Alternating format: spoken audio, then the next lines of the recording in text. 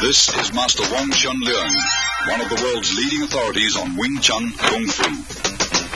He is also recognized within the Hong Kong martial arts community as being the late Bruce Lee's foremost instructor under the guidance of Grandmaster Yip Man. The sequence of simple hand patterns being performed here, although appearing rather gentle and harmless at first glance, are the seeds of an ingenious system of combat containing some of the deadliest close-range fighting techniques ever devised. Wing Chun, based on the principles of both physics and human anatomy, has been proven as one of the most practical forms of self-defense to date.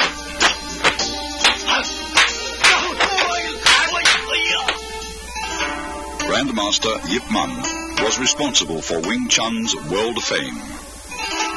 The text you see here, written by him, is the entire history of this southern Chinese system, which he introduced to Hong Kong from his native province, Guangdong. The roots of the art go back to the famed Shaolin Monastery, which for centuries was the hub of Chinese martial arts. During the Qing dynasty, Manchu troops killed most of the Shaolin warrior monks and burned down their monastery. Among the few survivors was a Buddhist nun, Moi, who took refuge in the White Crane Temple at Tai Leung Mountain. There, according to legend, she created a system of Kung Fu after being inspired by watching a crane and fox in combat. She then taught her deadly art to a woman, Wing Chun, whom the style has been named after. Yip Man, the fifth-generation master who died in 1972, openly propagated what was once a secret style in order to preserve the art from extinction. His disciple, Bruce Lee, credits Wing Chun for being the basis from which his own modern style, Jeet Kune Do, evolved. Wing Chun is a very effective system due to its scientific approach to combat. The style's sophisticated fighting principles are based on both simplicity and the theory of economy of motion or conservation of energy. All the techniques are designed to be structurally faster than other fighting methods, as well as more efficient.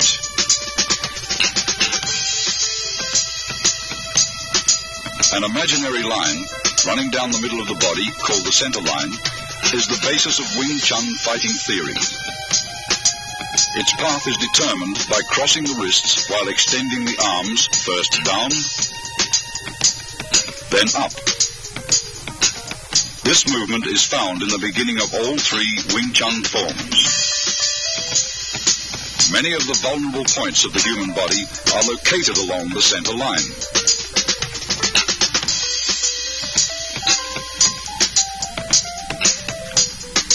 Thus, Wing Chun's offensive theory stresses attacking an opponent's center line, attacking either to the left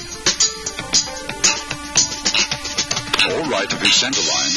Your force will be dissipated if he rolls with the blow. Attack his center line, and he must absorb the strike's full impact. All Wing Chun's offensive techniques, in particular the straight punch, which is the style's major weapon, begins from the center line.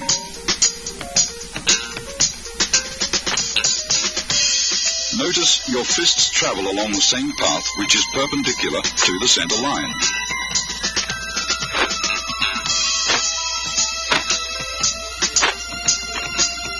Wing Chun punching is always direct, since the shortest distance between 2 points is a straight line. Your fist originates at your center line and is delivered directly to his center line.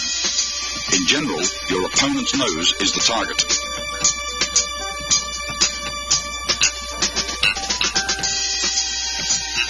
Defensively, Wing Chun stresses the instinctive protection of one's centerline to a tight on-guard arm position, where the elbow of your lead arm is always a fist distance from the centerline. Never is the elbow out, since you are left exposed. Though your arm moves to block, your elbow remains a fixed axis.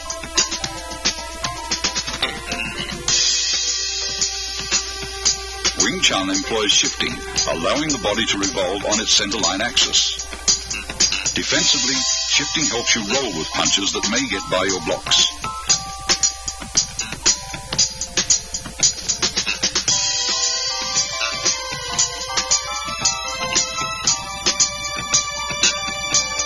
Offensively, shifting creates various angles for attacks that will subtly penetrate an opponent's defenses. Body shifting also increases the distance of your arm's reach.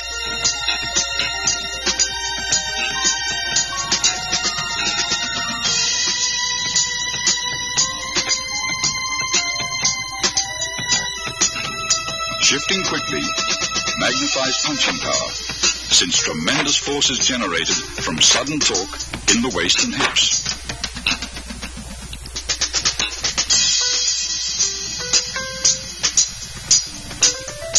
Wing Chun is structurally faster than many styles of fighting because it employs simultaneous offense and defense.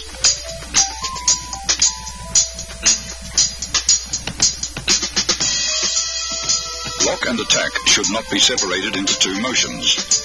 Wing Chun's block and attack is executed in one motion. After striking out, the fist automatically blocks when retracted.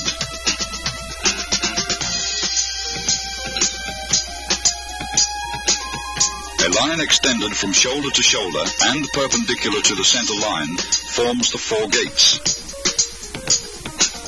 Wing Chun's defensive system trains one to employ various blocks to protect each of the four gates. Here, Master Wong protects his upper right gate as he blocks and punches in a single motion.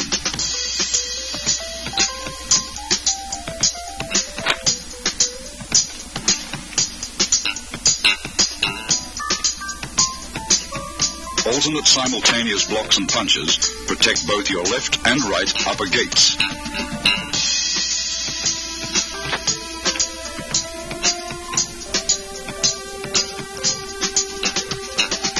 Observe how body shifting is coordinated with both the blocks and strikes.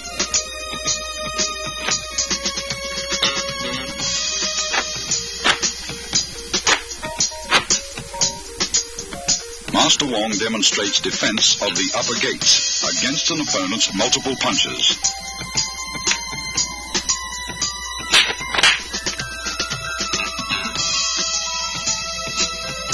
Similarly, both left and right lower gates may also be protected with simultaneous alternate blocks and chops.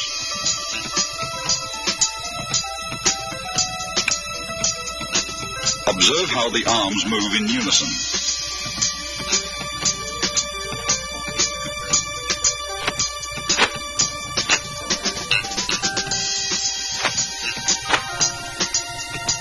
Here, defending his left and right lower gates, he simultaneously strikes with a right chop,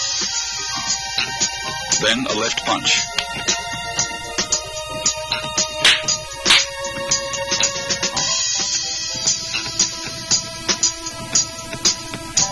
Whenever possible, grab, pin, or immobilize the opponent's arm to gain control and prevent him from attacking.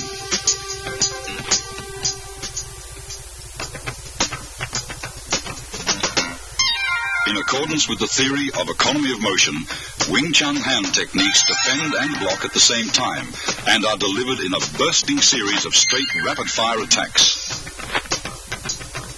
The basic straight punch begins in front of your solar plexus and is thrust out with your fist at nose level. As one fist punches, the opposite fist retracts. Notice the wrist snapping action, unique to Wing Chun.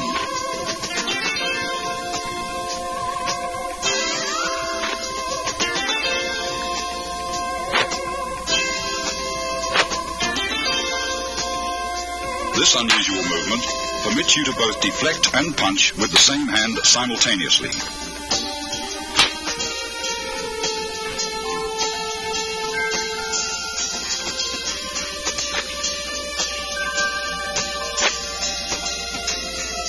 It also creates a powerful shocking force, even from short distances, as seen demonstrated by this 1-inch punch. Execute finger thrusts like punches and keep your fingertips stiffly together. Finger thrusts are either aimed at an opponent's eyes or, as seen here, to his throat.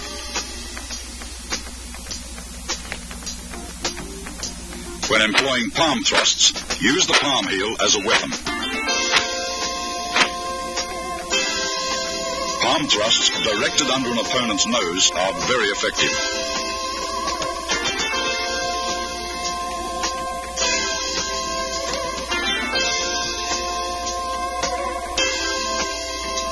In Wing Chun, force never clashes with force. Instead, the larger force is deflected by a lesser force.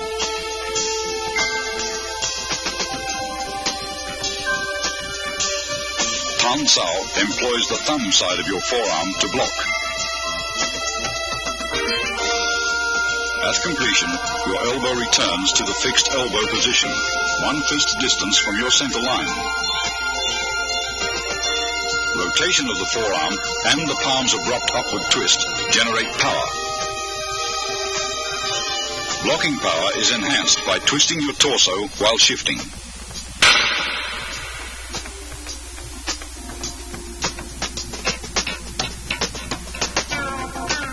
Yun Sao, excellent for training wrist flexibility, is used for changing hand position quickly in combat.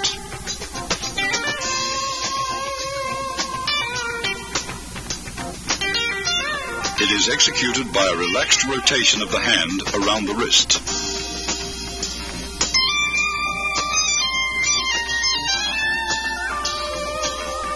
This same hand, used to encircle the opponent's attacking arm, can also be used to attack.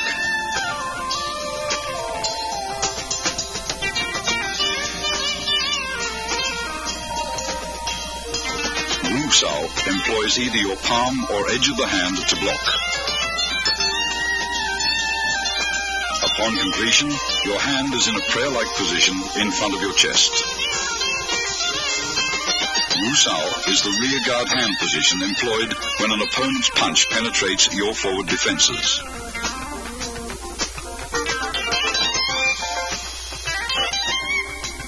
It is employed either to block outward with the hand's edge or inward with the palm.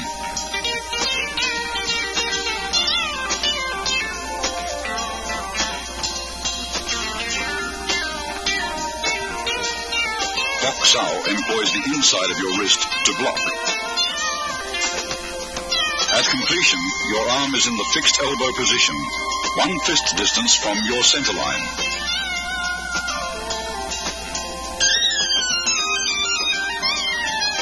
Bok Sao is important in sticking hands practice.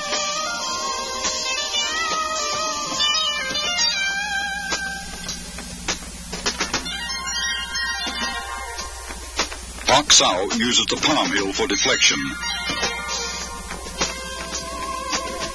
By utilizing the wrist's snapping action, it is often combined with a punch.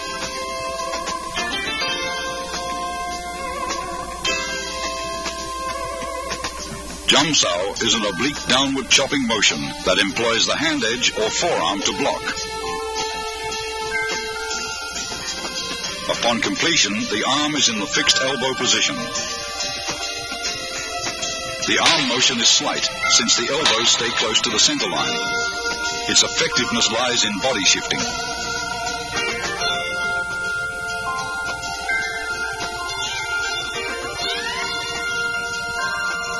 Gan Sao employs the forearm to block low-level and groin attacks by combining both the hinge action of your elbow and body shifting.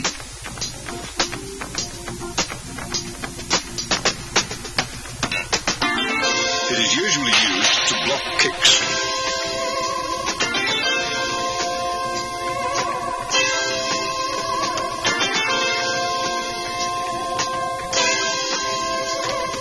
Bong Sao is unusual, since it deviates from the fixed elbow position. It is performed by a rolling motion of the forearm, which is the blocking surface. Coordination with torso rotation is important in Bong Sao.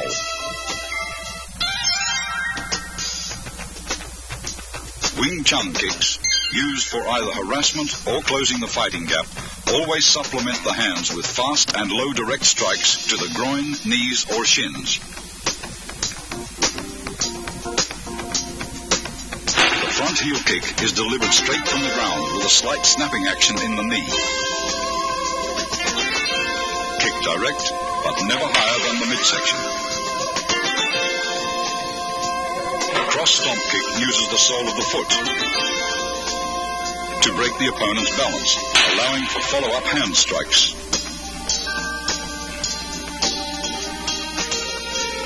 The low side kick is for stomping down with the heel or sole of the foot. Master Wong employs a side kick to his opponent's inner thigh as a harassment.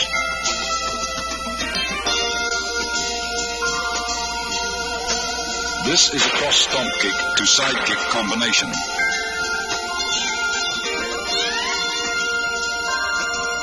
As the opponent evades the stomp kick, Master Wong follows up with a side kick to the midsection.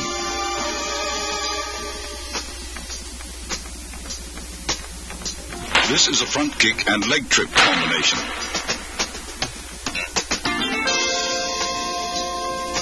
After his front kick is blocked, Master Wong follows the blocking force and uses his leg to trip the opponent.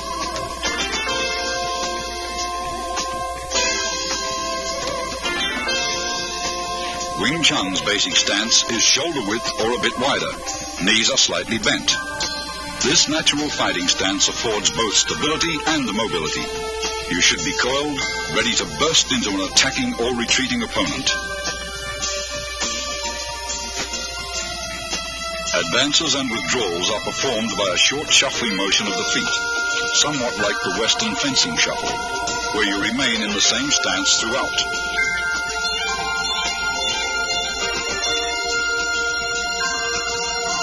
To advance, the front foot first steps forward about 6 inches, then the rear leg slides forward. To retreat, the rear leg steps backwards, then the front leg follows suit. When advancing, spring off the rear leg. When retreating, spring off the front leg.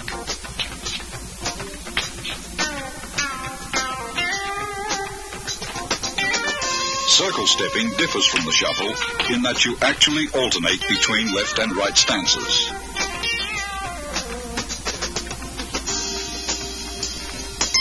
To advance, your rear foot slides forward using a circular motion, while the other foot slides up into a natural stance position.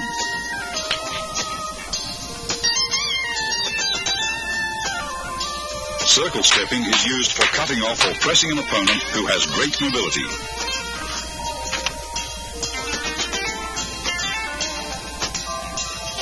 A wall bag filled with dried beans or sand is an essential training aid for developing power.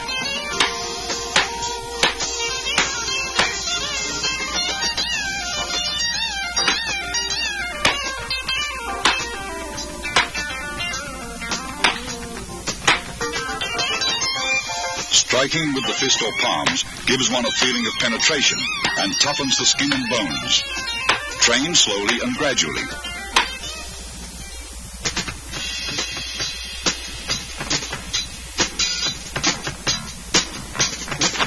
Although most Kung Fu styles retain a considerable number of instructional forms, Wing Chun has only 3. Contained within these 3 forms, however, is the entire scope of the style's theoretical and technical knowledge. The first form, which is being demonstrated here by Master Wong, is called Siu Nim Tao, or the Little Idea form. Most of these movements would seem so simple and lacking in either speed or power that a novice might well wonder what relationship, if at all, they bear to actual combat. Regardless of appearances, Siu Nim Tao is the foundation upon which the entire Wing Chun system was built. It includes most of the basic techniques discussed earlier: stance, shifting, blocks, punches, and finger strikes, as well as all the underlying scientific principles covering the centerline, elbow positioning, and the 4 gates. Performed slowly from a stationary stance, it permits the student to learn hand coordination on either side of the body. Before attempting to practice this form, first study carefully and thoroughly the previous section on Wing Chun's basic theories. Total familiarity with these all-important principles will greatly accelerate your learning process. Once you feel you understand all the basic concepts, begin practicing the footwork patterns, blocks, kicks, and strikes, first separately, then in combinations until you can execute them naturally and without any conscious effort. Now you are ready to learn Siu Nim Tao. To perform Siu Nim Tao correctly, you should practice a few movements at a time over and over until you feel comfortable with each motion. Continue on to the next set of movements only when you've absorbed completely the movements of the previous set. After having learned all the movements and in order to test your ability, try to run through the entire form in unison with Master Wong. If you succeed in accomplishing this without any hesitations or stops, proceed to the following sections on form applications. Remember, when practicing techniques with a partner, be careful not to injure him or her. Always exercise control. Once you've mastered the basic theories, basic techniques, Siu Nim Tao, and its applications, you're ready to advance to the next stage, or Chi Sao.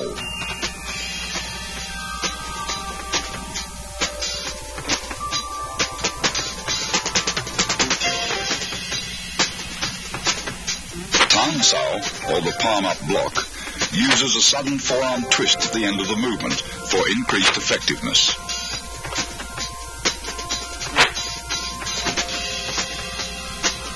Tan Sao is combined with a simultaneous punch.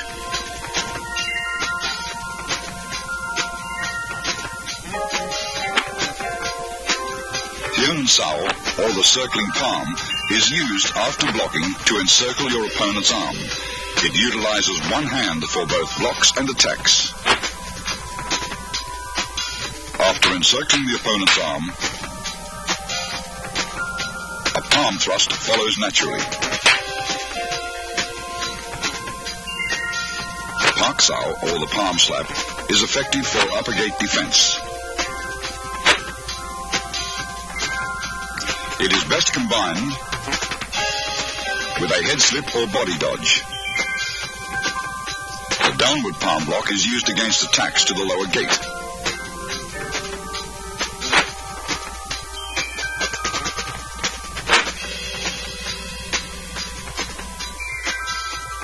It defends against leg and knee kicks. Here, a variation of the downward palm block is used to break out of an attempted elbow lock.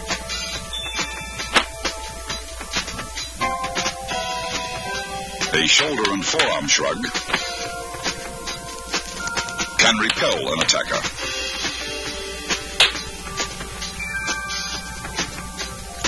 A double rear palm strike is used against attacks from the rear. It is a primary defense against a rear bear hug and can be followed with a throw.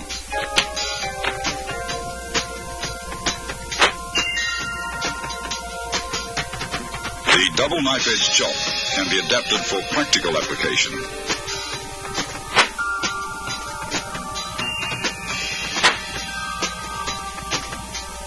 The primary target is the opponent's throat. This is the palm jerk block.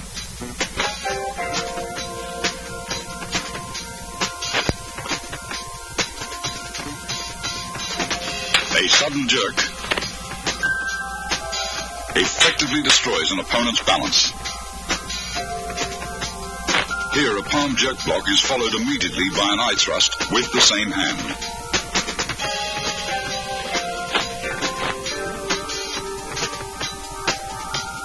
The palm jerk pulls the opponent into the strike. A high wrist block to low palm block demonstrates how both blocks and strikes can be done with the same arm. A punch may be immediately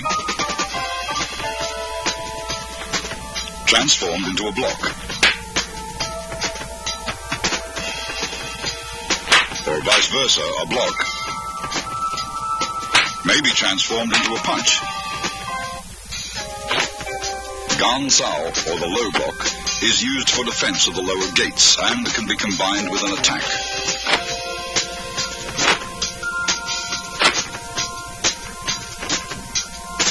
Here it is used along with a knife hand strike. Bong Sao, or the wing arm block, can be followed with a double palm push.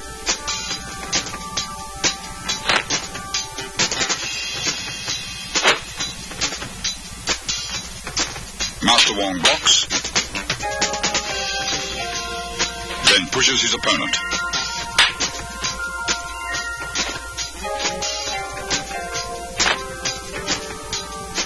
This is a palm jerk in combination with a palm thrust.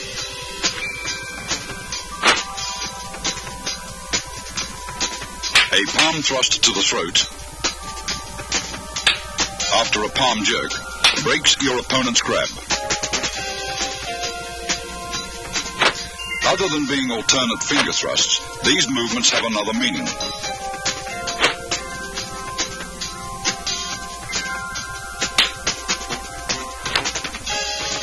They can be utilized for breaking out of a grab. After the break, they may also be used to strike.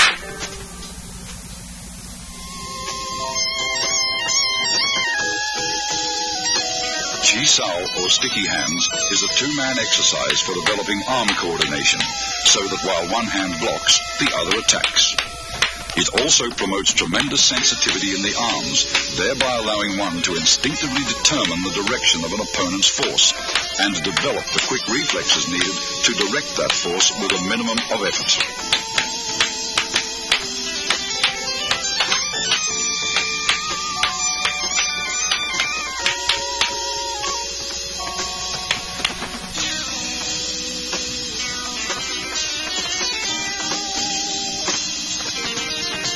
Single arm Chi Sao prepares you for double Chi Sao. Since only one arm is used, you may concentrate on proper arm position and feeling the opponent's flow of force. Tan Sao, a low palm thrust, and Bong Sao comprise the movements executed by partner A.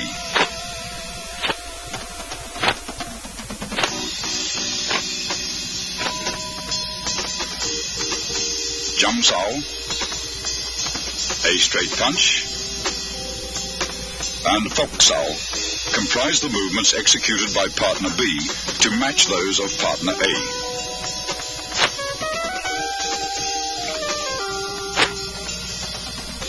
Partner B's Fok Sao rests on A's Tan Sao. Partner A's Tan Sao converts to a low palm thrust, which is blocked by B's Jum Sao. Partner A's Tan Sao changes to a Bong Sao to block B's straight punch. Both partners perform these movements in response to each other's complementary techniques with a firm yet relaxed flow of force.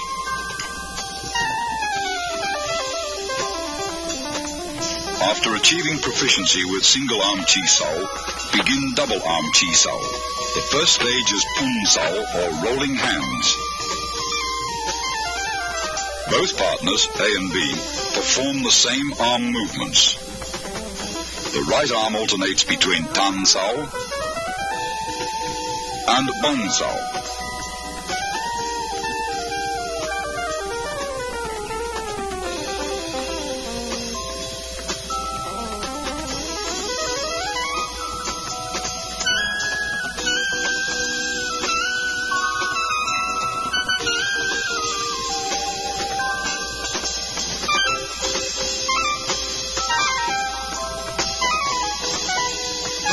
The left arm remains in a Fok Sao position, which in turn alternates from a high to a low position.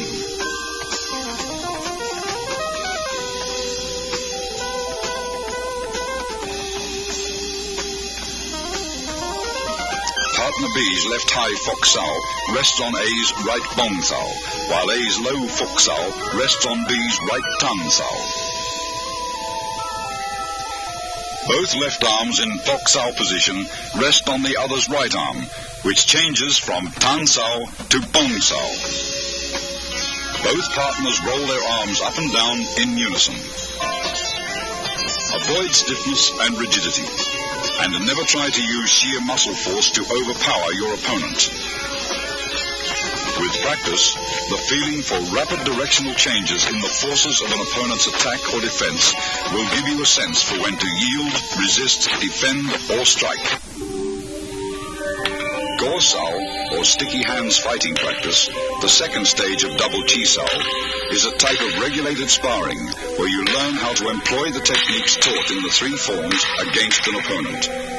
The importance of the centerline theory and the significance of form and function will be realized.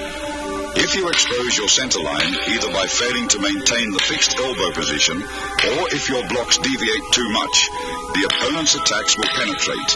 You will get hit. Gor sao hones your fighting techniques so you can react with a different combination of basic blocks and attacks in a free-flow exchange of techniques when the opponent's movements are unpredictable. This liberates you from formal fixed patterns of fighting. You learn to discard all the rules, to adapt and express techniques naturally and spontaneously in the here-now of Gor sao practices. Here are some examples. Disengaging is for releasing your arm from an opponent's blocking arm. The pressure from your block enables your opponent to disengage and punch.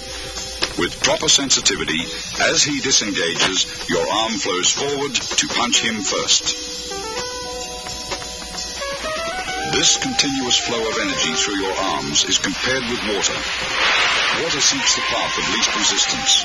When practicing, be like water. Avoid the strong and attack the weak. A constant forward pressure towards your opponent's centerline is the secret to Gor sao.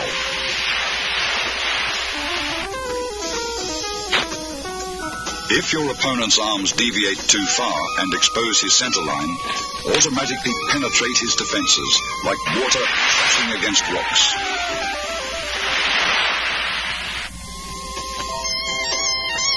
As Master Wong detects his opponent's right tan sao has deviated too far from the centerline, his left fok sao changes into a punch to the opponent's solar plexus. Detecting Master Wong's forward force, his opponent blocks and traps his arms.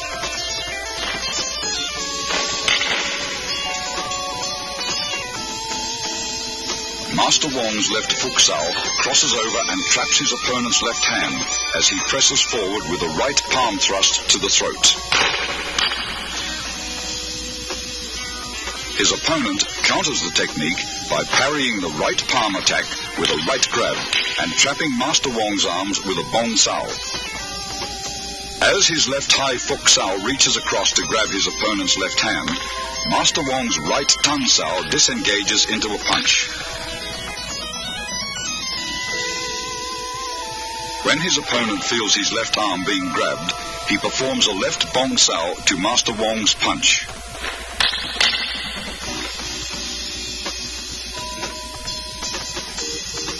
Master Wong's pak sao blocks his opponent's left arm, and he slips in with a low palm strike. The opponent employs body shifting by pivoting to the right and dissolves Wong's forward rush as soon as he feels Wong's body advancing.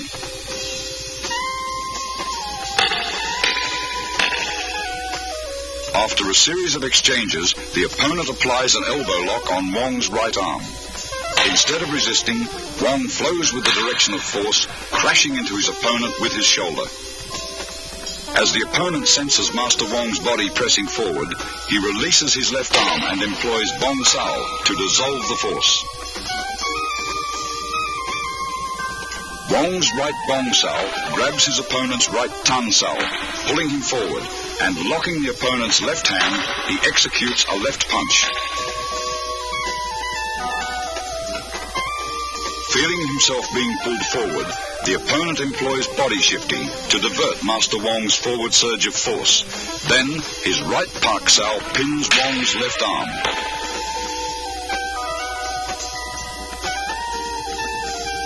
Sensing the opponent is preoccupied with hand techniques, Master Wong suddenly employs a straight heel kick to the midsection. The opponent, alert to both hand and foot attacks, detects Master Wong's kick, sidesteps and delivers an upward palm thrust to the throat. After long practice, you will grasp the meaning of a verse on Chi Sao that states, "Receive what comes, follow what goes, attack when the hand disengages."